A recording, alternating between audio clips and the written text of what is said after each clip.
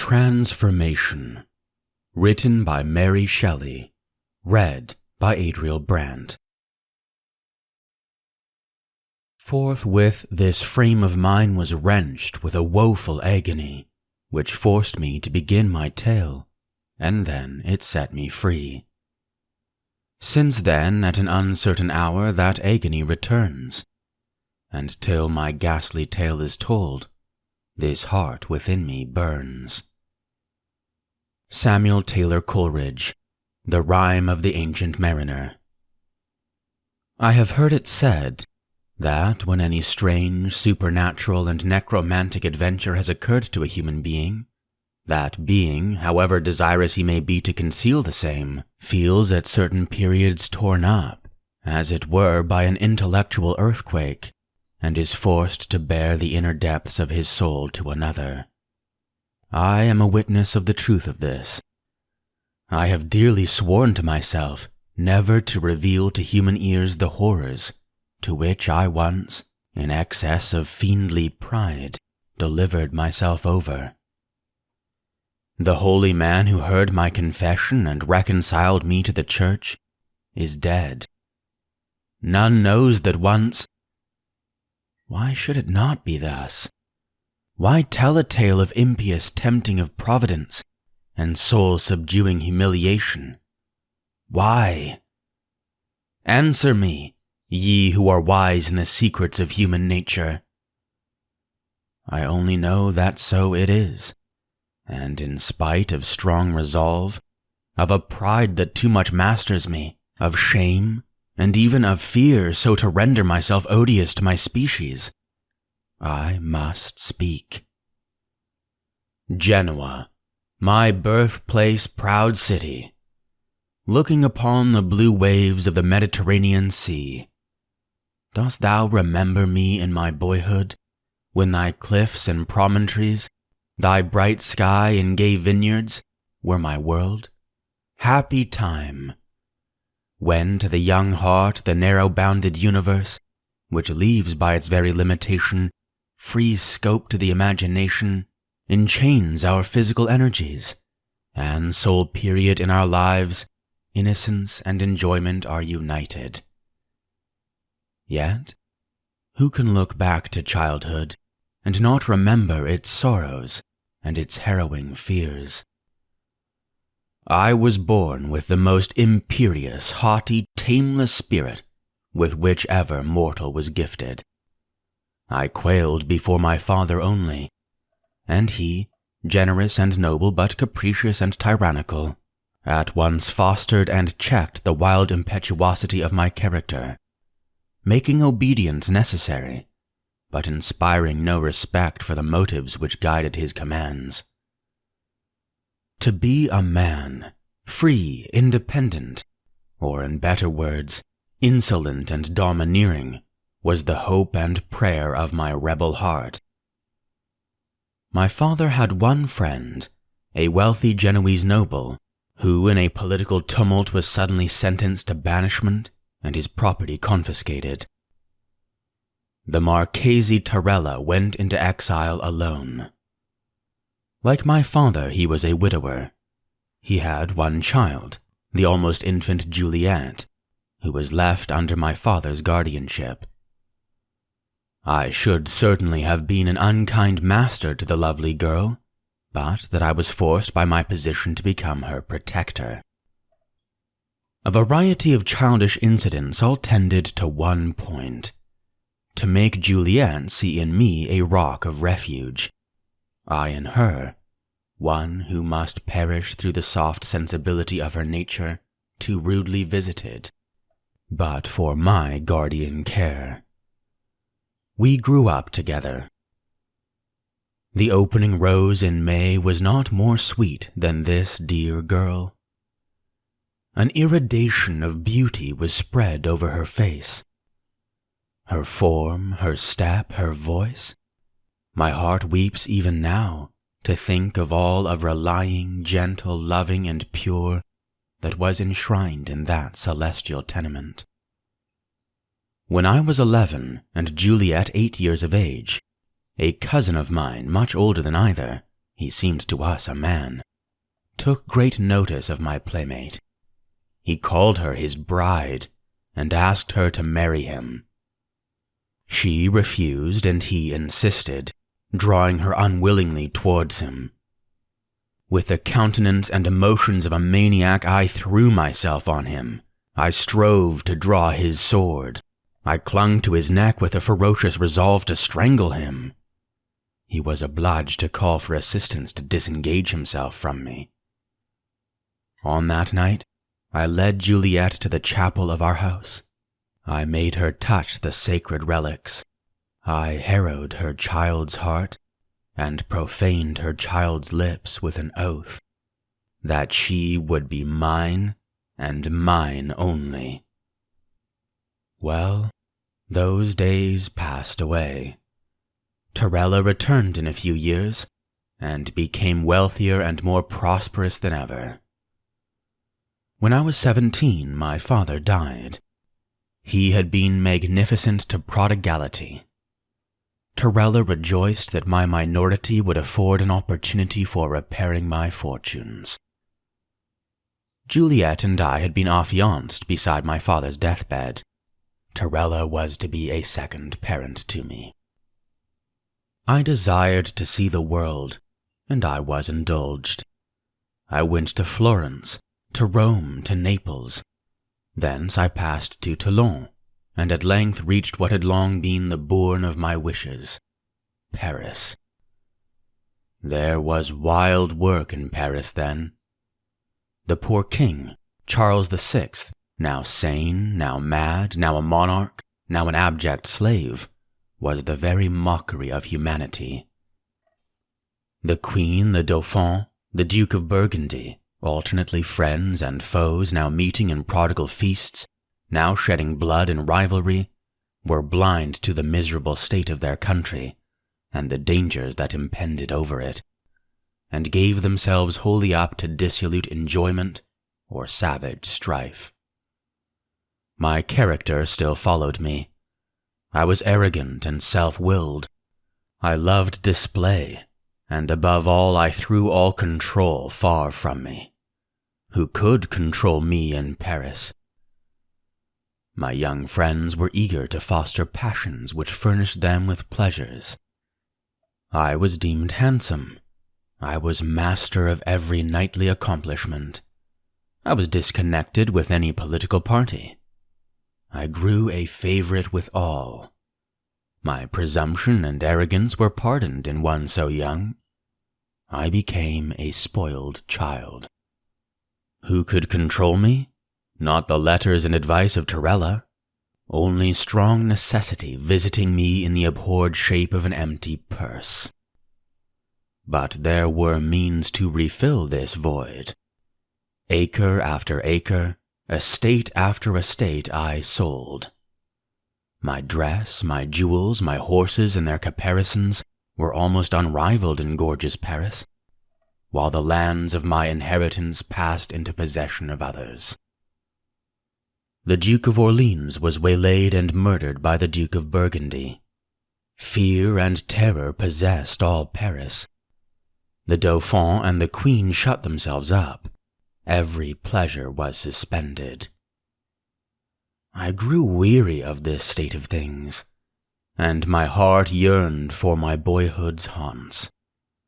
I was nearly a beggar, yet still I would go there, claim my bride, and rebuild my fortunes. A few happy ventures as a merchant would make me rich again. Nevertheless, I would not return in humble guise. My last act was to dispose of my remaining estate near Albaro for half its worth, for ready money. Then I dispatched all kinds of artificers, arras, furniture of regal splendor, to fill up the last relic of my inheritance, my palace at Genoa. I lingered a little longer yet, ashamed at the part of the prodigal returned, which I feared I should play. I sent my horses. One matchless Spanish jennet I dispatched to my promised bride. Its caparisons flamed with jewels and cloth of gold. In every part I caused to be entwined the initials of Juliet and her Guido. My present found favor in hers and her father's eyes. Still, to return a proclaimed spendthrift, the mark of impertinent wonder, perhaps of scorn, and to encounter singly the reproaches or taunts of my fellow citizens, was no alluring prospect. As a shield between me and censure, I invited some few of the most reckless of my comrades to accompany me. Thus I went armed against the world, hiding a rankling feeling, half fear and half penitence, by bravado and an insolent display of satisfied vanity. I arrived in Genoa. I trod the pavement of my ancestral palace. My proud step was no interpreter of my heart, for I deeply felt that, though surrounded by every luxury, I was a beggar. The first step I took in claiming Juliet must widely declare me such. I read contempt or pity in the looks of all. I fancied, so apt is conscience to imagine what it deserves, that rich and poor, young and old, all regarded me with derision. Torella came not near me. No wonder that my second father should expect a son's deference from me in waiting first on him.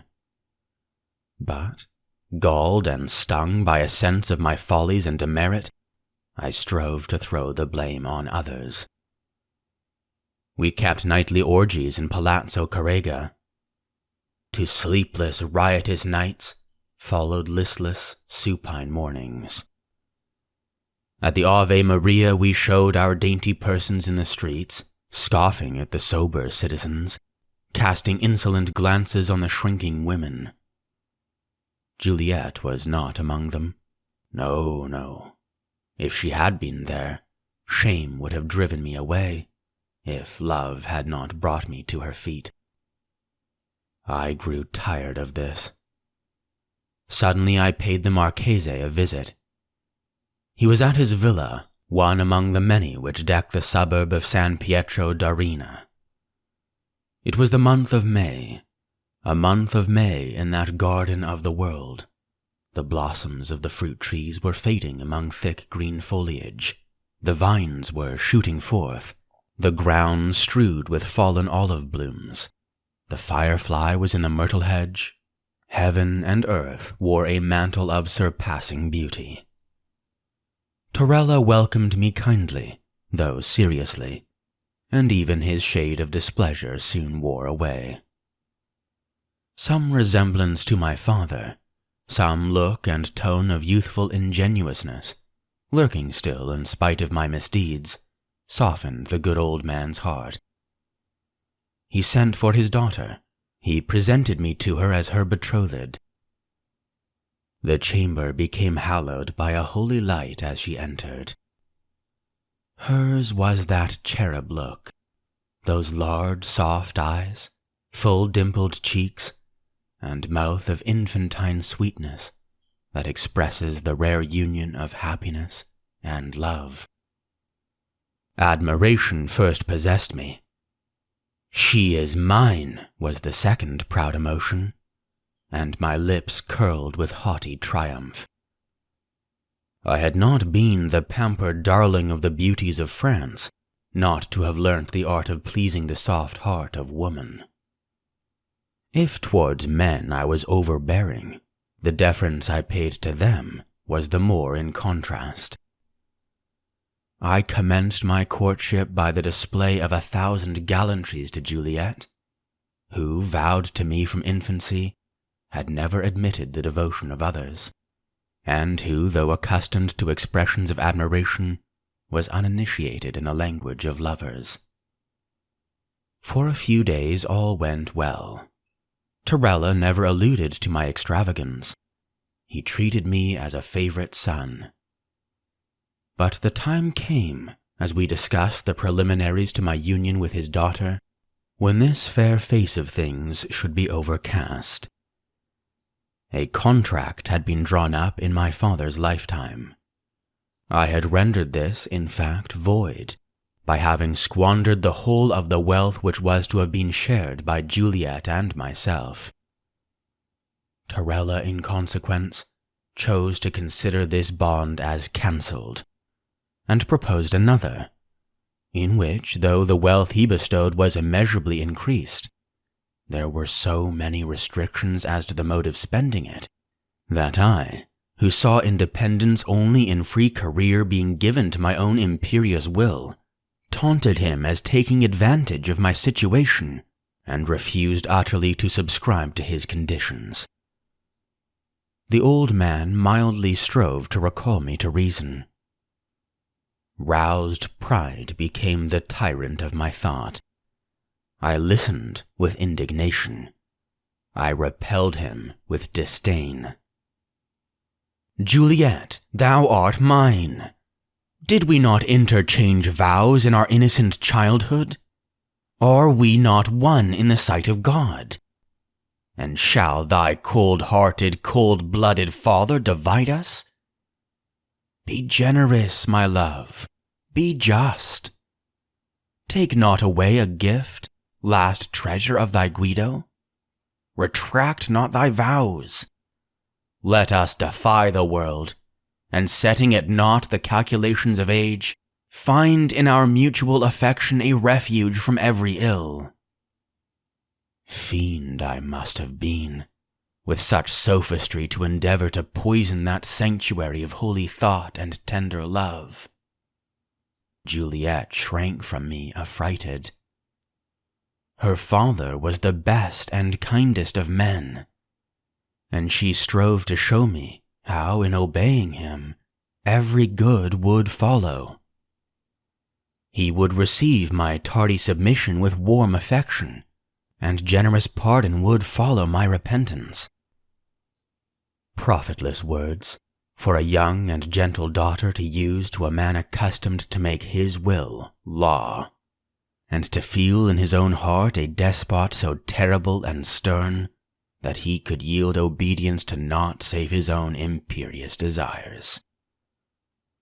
My resentment grew with resistance. My wild companions were ready to add fuel to the flame. We laid a plan to carry off Juliet. At first it appeared to be crowned with success. Midway on our return, we were overtaken by the agonized father and his attendants. A conflict ensued. Before the city guard came to decide the victory in favor of our antagonists, 2 of Torella's servitors were dangerously wounded. This portion of my history weighs most heavily with me. Changed man as I am, I abhor myself in the recollection. May none who hear this tale ever have felt as I. A horse driven to fury by a rider armed with barbed spurs was not more a slave than I to the violent tyranny of my temper. A fiend possessed my soul, irritating it to madness. I felt the voice of conscience within me, but if I yielded to it for a brief interval, it was only to be a moment after torn as by a whirlwind away, borne along on the stream of desperate rage, the plaything of the storms engendered by pride. I was imprisoned, and at the instance of Torella set free. Again I returned to carry off both him and his child to France, which hapless country, then preyed on by freebooters and gangs of lawless soldiery, offered a grateful refuge to a criminal like me. Our plots were discovered. I was sentenced to banishment, and as my debts were already enormous, my remaining property was put in the hands of commissioners for their payment. Torella again offered his mediation, requiring only my promise not to renew my abortive attempts on himself and his daughter. I spurned his offers, and fancied that I triumphed when I was thrust out from Genoa, a solitary and penniless exile. My companions were gone. They had been dismissed the city some weeks before and were already in France. I was alone, friendless, with nor sword at my side nor ducat in my purse. I wandered along the seashore, a whirlwind of passion possessing and tearing my soul. It was as if a live coal had been set burning in my breast. At first I meditated on what I should do. I would join a band of freebooters. Revenge! The word seemed balm to me. I hugged it, caressed it, till like a serpent it stung me. Then again I would abjure and despise Genoa, that little corner of the world. I would return to Paris, where so many of my friends swarmed, where my services would be eagerly accepted, where I would carve out fortune with my sword, and might, through success, make my paltry birthplace and the false Torella rue the day when they drove me, a new Coriolanus, from her walls. I would return to Paris thus on foot, a beggar, and present myself in my poverty to those I had formerly entertained sumptuously? There was gall in the mere thought of it. The reality of things began to dawn upon my mind, bringing despair in its train. For several months I had been a prisoner. The evils of my dungeon had whipped my soul to madness, but they had subdued my corporeal frame. I was weak and wan. Torella had used 1,000 artificers to administer to my comfort. I had detected and scorned them all, and I reaped the harvest of my obduracy. What was to be done? Should I crouch before my foe and sue for forgiveness? Die rather 10,000 deaths. Never should they obtain that victory. Hate. I swore eternal hate. Hate from whom? To whom? From a wandering outcast to a mighty noble. I and my feelings were nothing to them. Already had they forgotten one so unworthy. And Juliet? Her angel face and sylph-like form gleamed among the clouds of my despair with vain beauty. For I had lost her, the glory and flower of the world. Another will call her his. That smile of paradise will bless another. Even now my heart fails within me when I recur to this rout of grim-visaged ideas. Now subdued almost to tears, now raving in my agony, still I wandered along the rocky shore, which grew at each step wilder and more desolate. Hanging rocks and hoar precipices overlooked the tideless ocean. Black caverns yawned, and forever, among the sea-worn recesses, murmured and dashed the unfruitful waters. Now my way was almost barred by an abrupt promontory, now rendered nearly impracticable by fragments fallen from the cliff. Evening was at hand, when, seaward, arose as if on the waving of a wizard's wand, a murky web of clouds, blotting the late azure sky, and darkening and disturbing the till now placid deep. The clouds had strange, fantastic shapes, and they changed and mingled, and seemed to be driven about by a mighty spell. The waves raised their white crests. The thunder first muttered, then roared from across the waste of waters, which took a deep purple dye, flecked with foam. The spot where I stood looked on one side to the widespread ocean. On the other it was barred by a rugged promontory. Round this cape suddenly came, driven by the wind, a vessel. In vain the mariners tried to force a path for her to the open sea. The gale drove her on the rocks. It will perish. All on board will perish. Would I were among them. And to my young heart the idea of death came, for the first time blended with that of joy. It was an awful sight to behold that vessel struggling with her fate. Hardly could I discern the sailors, but I heard them. It was soon all over.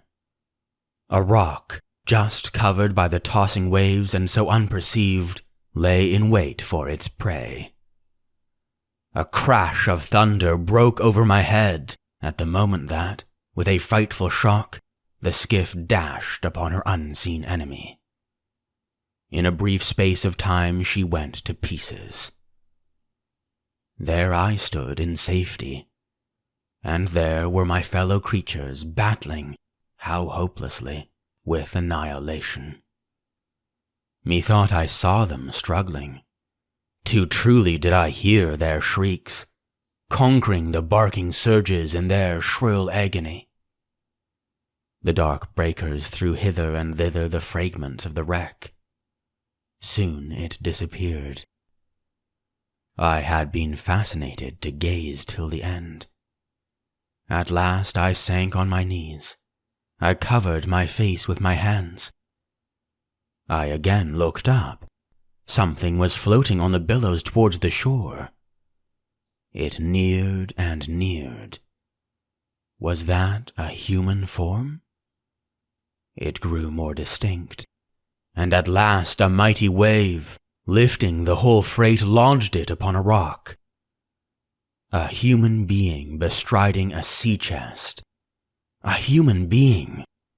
Yet, was it one?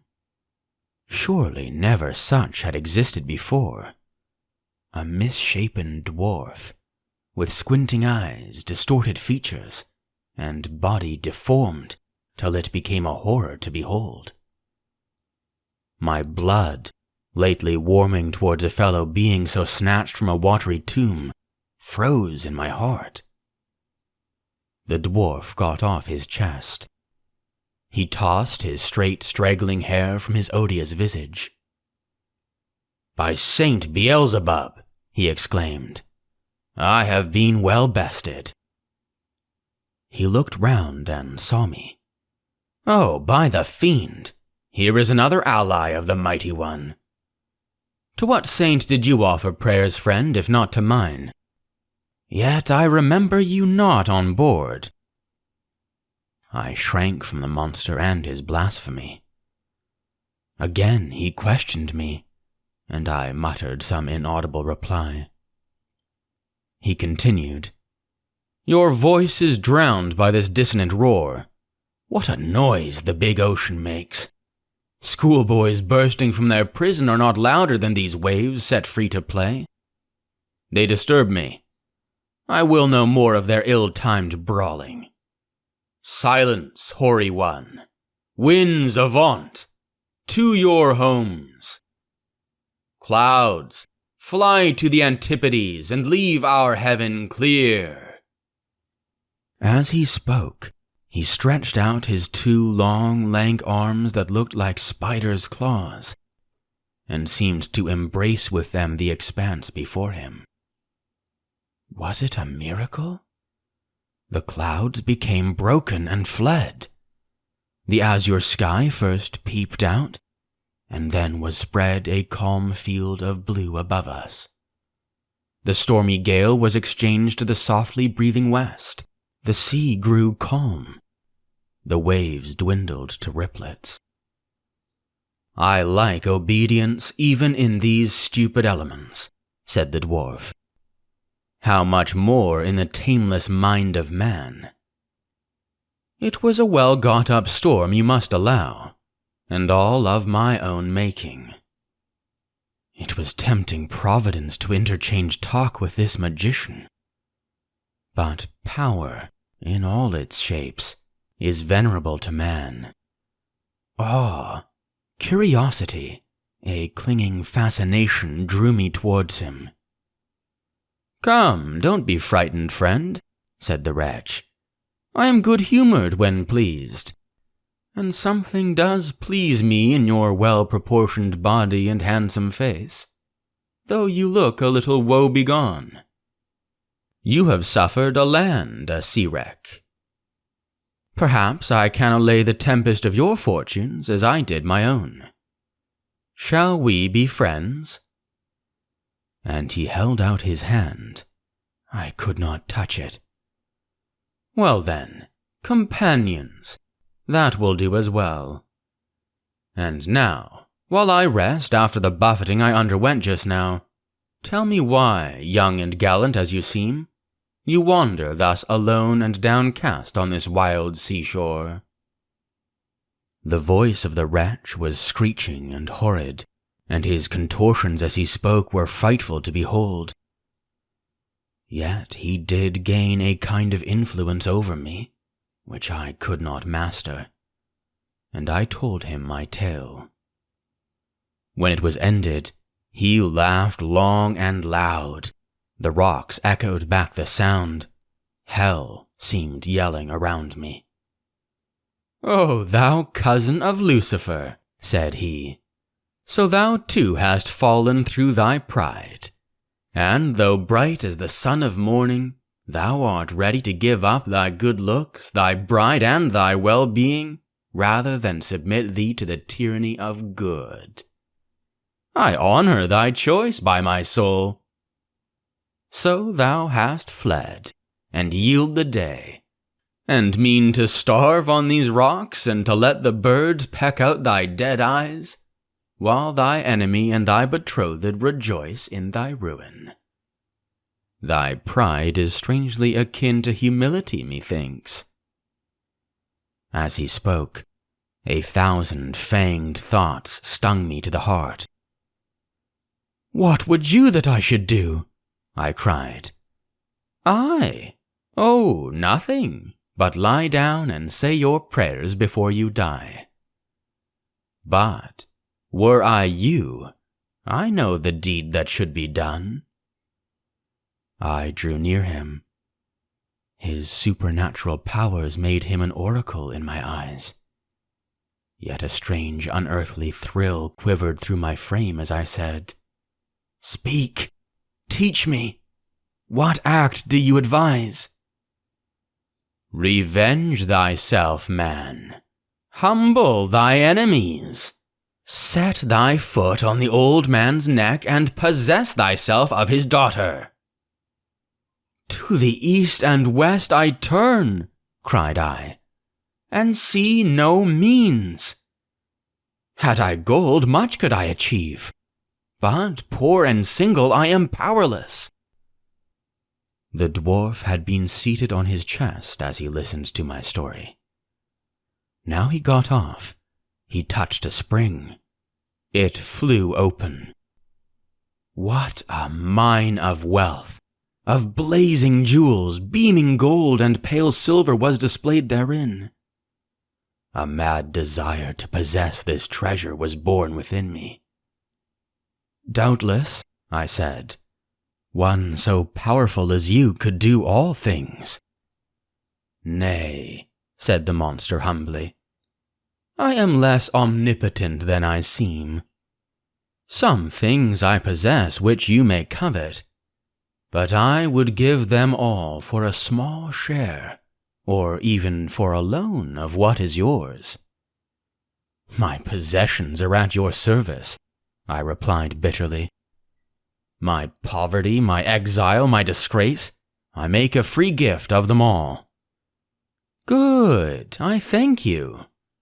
Add one other thing to your gift, and my treasure is yours." "As nothing is my sole inheritance, what besides nothing would you have?" "Your comely face and well-made limbs." I shivered. Would this all-powerful monster murder me? I had no dagger. I forgot to pray, but I grew pale. "I ask for a loan, not a gift," said the frightful thing.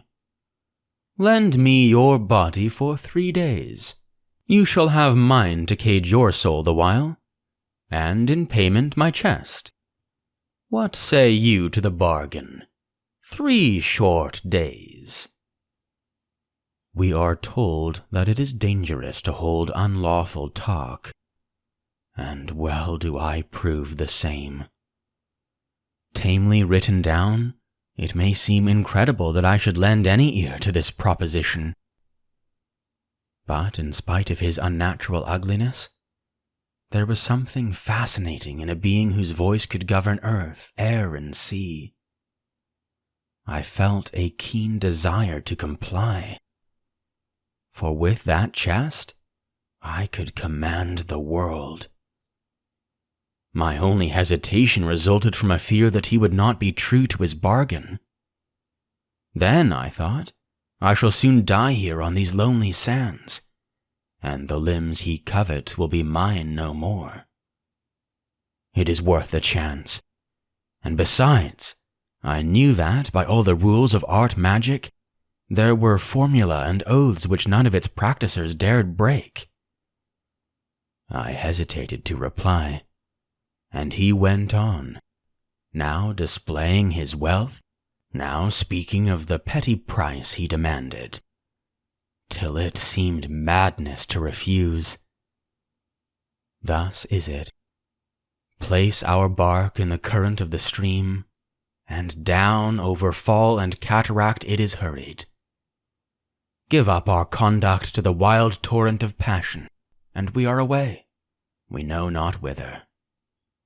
He swore many an oath, and I adjured him by many a sacred name, till I saw this wonder of power, this ruler of the elements, shiver like an autumn leaf before my words. And as if the spirit spake unwillingly and perforce within him, at last lie with broken voice, revealed the spell whereby he might be obliged, did he wish to play me false, to render up the unlawful spoil. Our warm lifeblood must mingle to make and to mar the charm. Enough of this unholy theme. I was persuaded. The thing was done. The morrow dawned upon me as I lay upon the shingles, and I knew not my own shadow as it fell from me. I felt myself changed to a shape of horror, and cursed my easy faith and blind credulity. The chest was there the gold and precious stones for which I had sold the frame of flesh which nature had given me.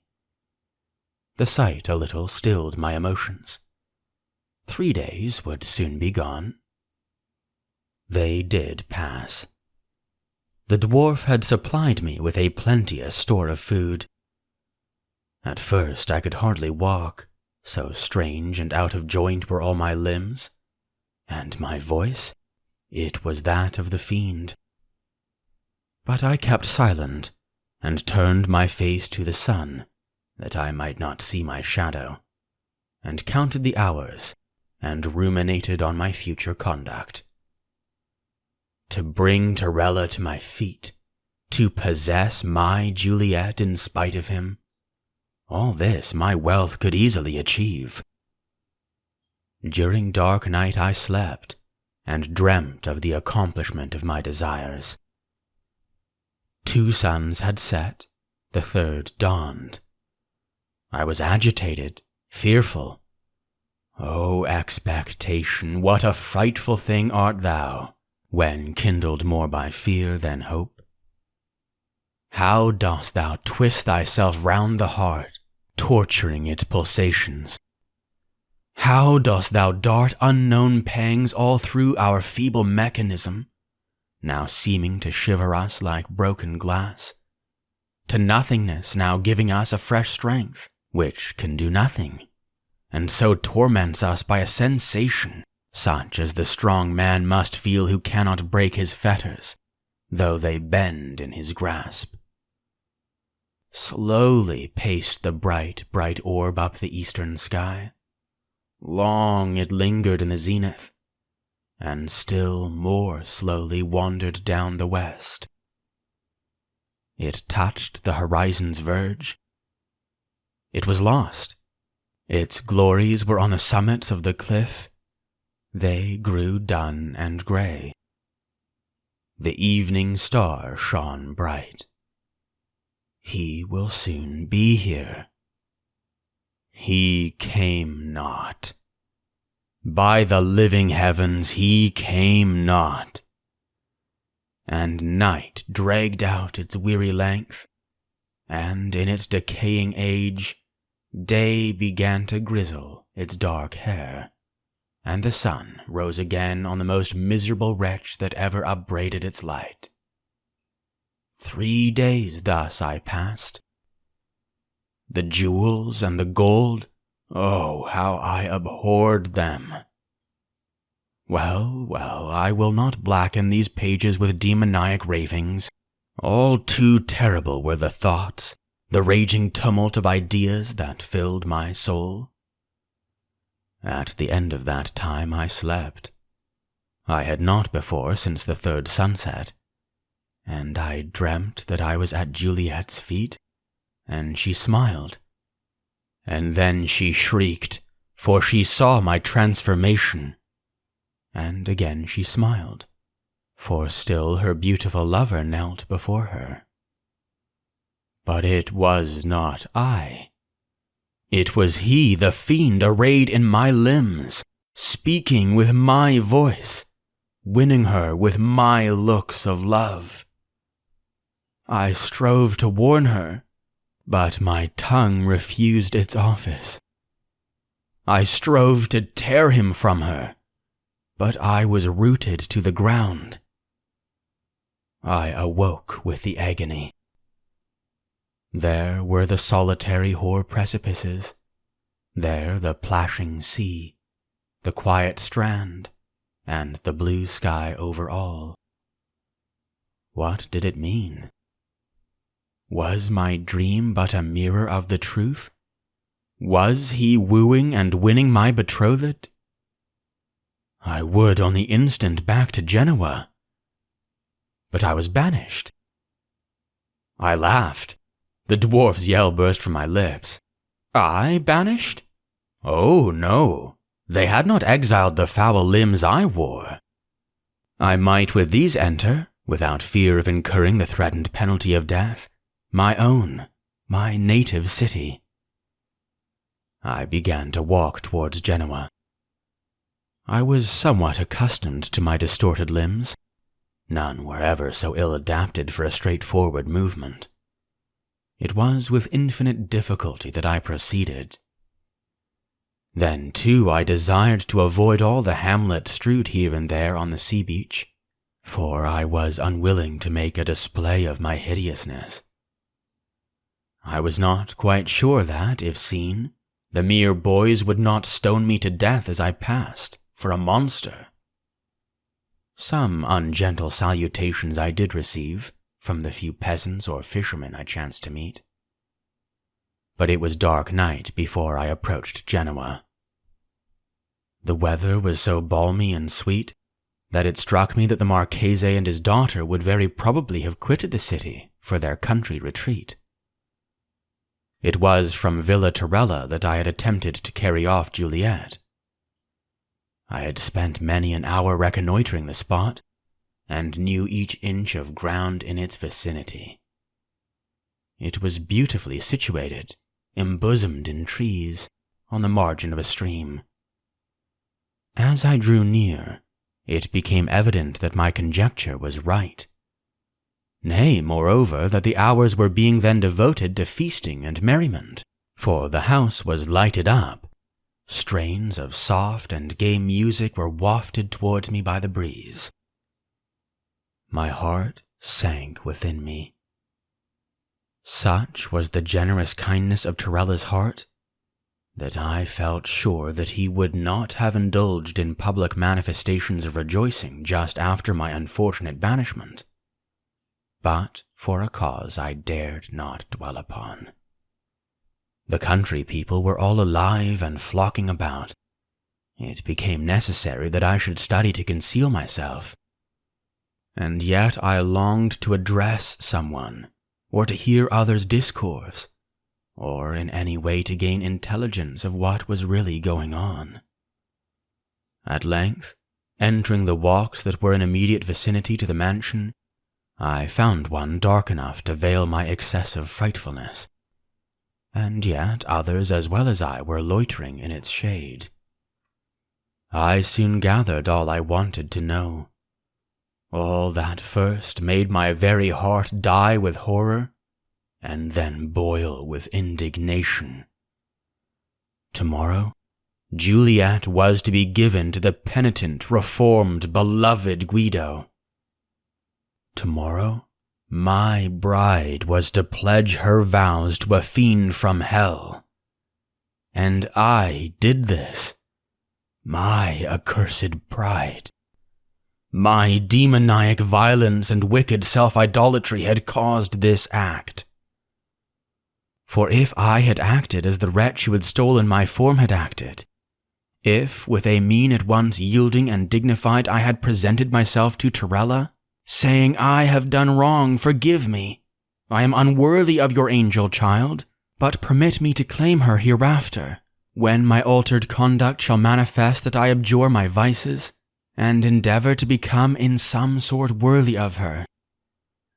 I go to serve against the infidels, and when my zeal for religion and my true penitence for the past shall appear to you to cancel my crimes, permit me again to call myself your son." Thus had he spoken, and the penitent was welcomed even as the prodigal son of Scripture.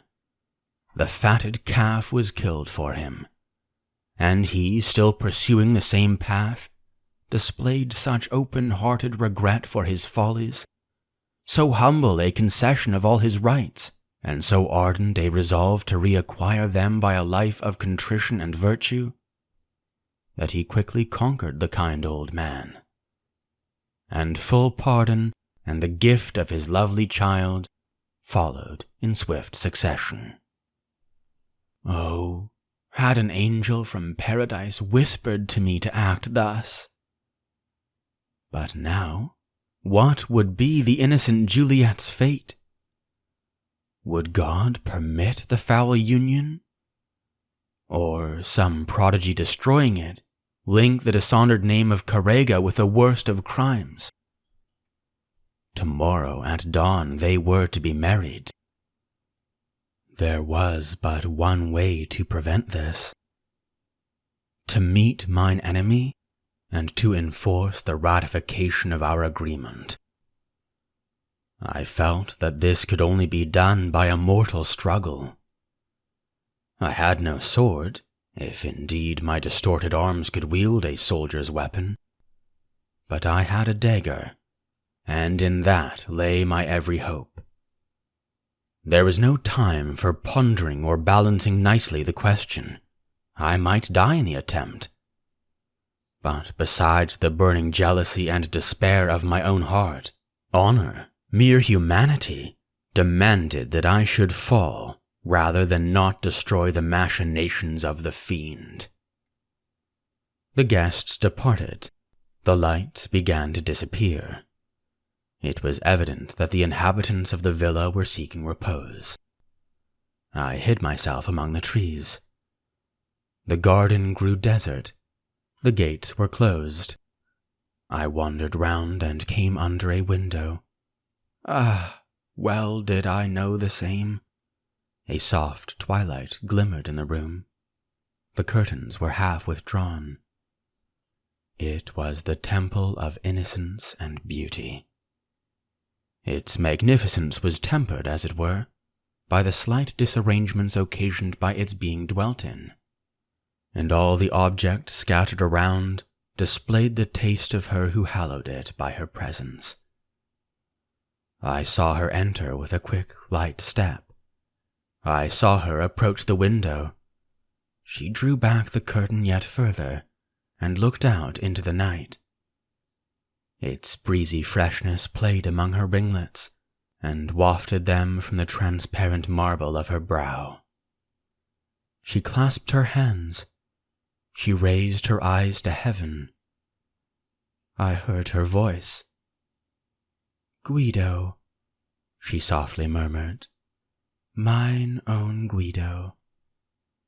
And then, as if overcome by the fullness of her own heart, she sank on her knees.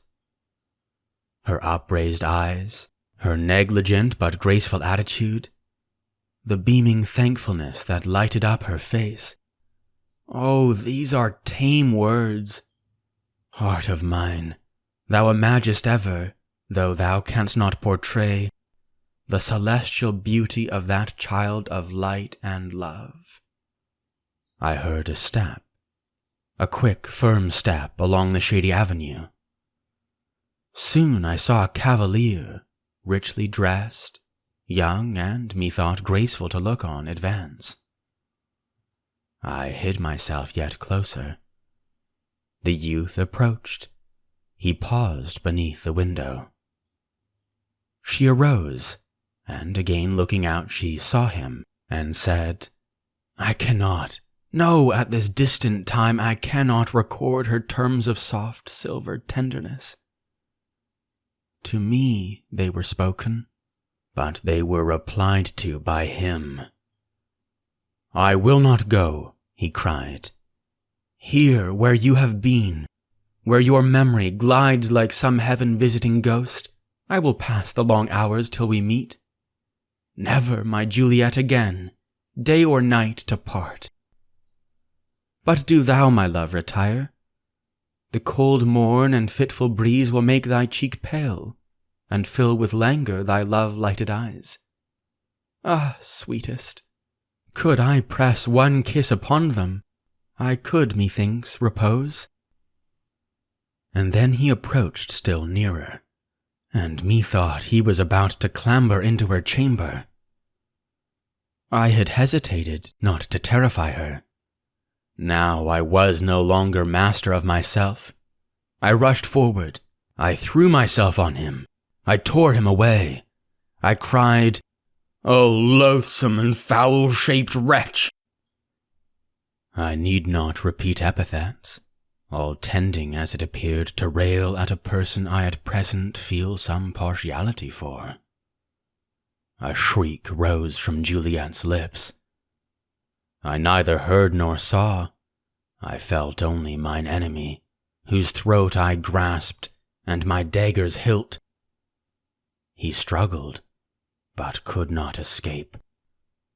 At length, hoarsely, he breathed these words, Do, strike home, destroy this body. You will still live. May your life be long and merry. The descending dagger was arrested at the word, and he, feeling my hold relax, extricated himself and drew his sword, while the uproar in the house and flying of torches from one room to the other showed that soon we should be separated. And I, oh, far better die, so that he did not survive, I cared not. In the midst of my frenzy there was much calculation. Fall I might, and so that he did not survive I cared not for the death blow I might deal against myself. While still, therefore, he thought I paused, and while I saw the villainous resolve to take advantage of my hesitation in the sudden thrust he made at me, I threw myself on his sword, and at the same moment plunged my dagger, with a true desperate aim, in his side. We fell together, rolling over each other, and the tide of blood that flowed from the gaping wound of each mingled on the grass. More I know not. I fainted. Again I returned to life. Weak almost to death, I found myself stretched upon a bed. Juliet was kneeling beside it. Strange, my first broken request was for a mirror. I was so wan and ghastly that my poor girl hesitated, as she told me afterwards. But by the mass, I thought myself a right proper youth when I saw the dear reflection of my own well-known features. I confess it as a weakness, but I avow it. I do entertain a considerable affection for the countenance and limbs I behold whenever I look at a glass, and have more mirrors in my house and consult them oftener than any beauty in Venice. Before you too much condemn me, permit me to say that no one better knows than I the value of his own body. No one probably except myself, ever having had it stolen from him. Incoherently, I at first talked of the dwarf and his crimes, and reproached Juliet for her too easy admission of his love. She thought me raving, as well she might, and yet it was some time before I could prevail on myself to admit that the Guido whose penitence had won her back from me was myself. And while I cursed bitterly the monstrous dwarf, and blessed the well-directed blow that had deprived him of life, I suddenly checked myself when I heard her say, "Amen," knowing that him whom she reviled was my very self. A little reflection taught me silence. A little practice enabled me to speak of that frightful night without any very excessive blunder. The wound I had given myself was no mockery of one. It was long before I recovered, and as the benevolent and generous Torella sat beside me, talking such wisdom as might win friends to repentance, and mine own dear Juliet hovered near me, administering to my wants and cheering me by her smiles, the work of my bodily cure and mental reform went on together. I have never indeed wholly recovered my strength. My cheek is paler since, my person a little bent. Juliet sometimes ventures to allude bitterly to the malice that caused this change, but I kiss her on the moment, and tell her all is for the best. I am a fonder and more faithful husband, and true is this. But for that wound, never had I called her mine. I did not revisit the seashore, nor seek for the fiend's treasure. Yet, while I ponder on the past, I often think, and my confessor was not backward in favoring the idea, that it might be a good rather than an evil spirit, sent by my guardian angel, to show me the folly and misery of pride.